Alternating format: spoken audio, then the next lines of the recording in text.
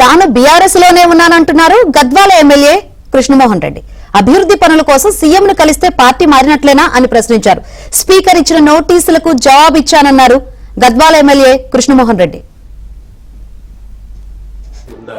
Speaker గారు మొన్ననే నాకు నోటీస్ ఇవ్వడం జరిగింది. స్పీకర్ ఆఫీస్కి వెళ్ళి దానికి నేను ప్రత్యామ్నాయం కూడా దానికి జవాబు కూడా ఇవ్వడం జరిగింది.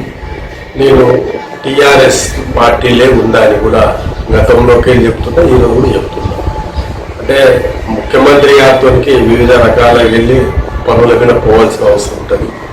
దానివల్ల వివిధ రకాలుగా ముఖ్యమంత్రి గారితో పోయినంత మాత్రాన పార్టీ మారిన అనడం అన్యాయం అవుతుంది. చాలామంది కండువా చేసుకున్నావు, కండువా వేసుకుంటే కండువా అనేది జాతీయ రంగుల జెండా. మీరు ఇప్పుడు ఏ ప్రభుత్వంలో 119 మందితో ప్రభుత్వం వస్తుంది. అంటే తెలంగాణ రాష్ట్ర ప్రభుత్వం ఏర్పాటు చేసినప్పుడు దాంట్లో కూడా మేము ఒక భాగస్వామి. 119 మంది ఎమ్మెల్యేలతోనే ప్రభుత్వం ఏర్పాటైంది. ఆ ప్రభుత్వంలో మేము కూడా ఒక భాగస్వామి. వివిధ రకాల పనుల ద్వారా గౌరవ ముఖ్యమంత్రి గారు కలిసిన మాట వాస్తవమే. మనకి అంటే శాలువగా పిలవాలంటే నీ ఇంటికి వచ్చినప్పుడు ఎవరు ఏం కప్పుతారని మాకెట్లా తెలుస్తుంది. ఇప్పుడు ఎవరో గౌరవంగా ఒకరింటికి పోయినప్పుడు సాంప్రదాయం అది.